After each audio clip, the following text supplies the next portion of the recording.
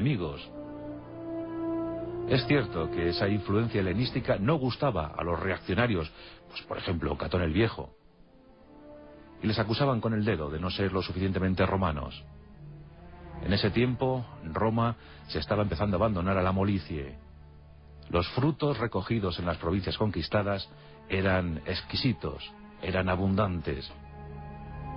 Había muchos más esclavos que ciudadanos libres en la ciudad de las 7 colinas. Y eso los conservadores empiezan a verlo con recelo, empiezan a intuir que tanta molicie y que tanto abandono puede ser muy perjudicial para la República. En este tiempo todavía consular, Publio Cornelio Escipión sigue persiguiendo a su eterno enemigo íntimo, Aníbal. Y aquí se produce uno de los encuentros prodigiosos de la historia. Estamos en 193, nos encontramos en la ciudad de Éfeso. Aníbal, perseguido, acosado, anciano, recibe la visita secreta del africano. Y muy poco se sabe sobre esa entrevista famosa. Únicamente un detalle.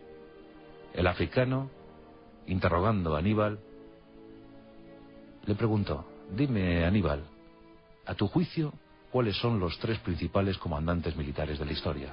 Los 3 líderes de la historia. Aníbal, recordando aquel desfile de sus tropas en Cartagonova, en los instantes previos a la invasión de Italia, recordando a los elefantes atravesando los Alpes, recordando las victorias de Canás y otras similares, dijo, sin duda alguna, Alejandro Magno, Pirro y yo. El africano, desconcertado por la respuesta, le dijo: ¿y si me hubieses derrotado en Zama? Aníbal, sin inmutarse, le dijo: entonces me hubiese nombrado en primer lugar.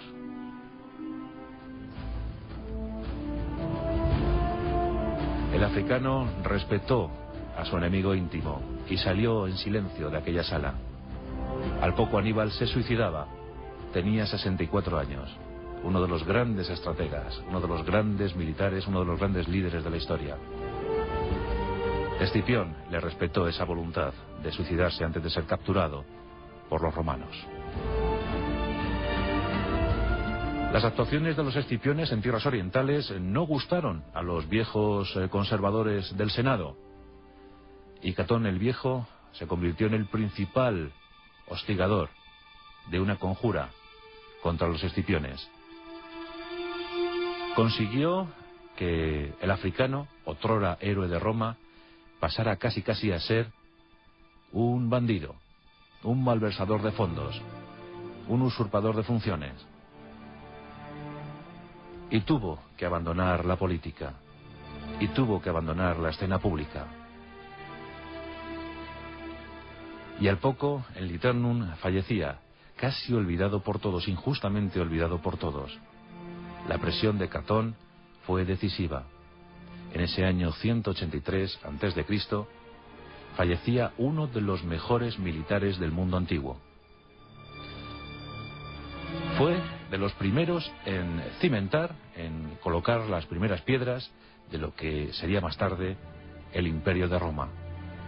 Fue el primero que atisbó que la República podría convertirse en un imperio universal, que la luz de Roma podría llegar a todas las partes, a todos los territorios del mundo conocido. Por eso merece estar con honores en nuestra galería de personajes favoritos. Publio Cornelio Escipión, llamado el africano. No menos de una docena de escipiones pasaron a la historia, la mitad de esa docena en Hispania. Años más tarde, otro Escipión acabaría con Cartago. Escipión Emiliano redujo Cartago hasta las cenizas. Paradójicamente, el mayor instigador de esta tercera guerra púnica, tercera y última guerra púnica, fue Catón el Viejo. El enemigo de Escipión el africano fue el que animó a enviar las tropas bajo el mando de Emiliano, y este acabó con Cartago y la redujo cubriéndola de sal. Este mismo, el que había acabado con Cartago en 146 a.C., fue el que derribó las murallas, el que acabó, el que terminó la resistencia de los arebacos en Numancia. Por eso este lleva dos sobrenombres: Escipión Emiliano, el segundo africano por lo de Cartago y el numantino por lo de Numancia. Las familias clave de la historia, pero de eso hace ya muchos siglos.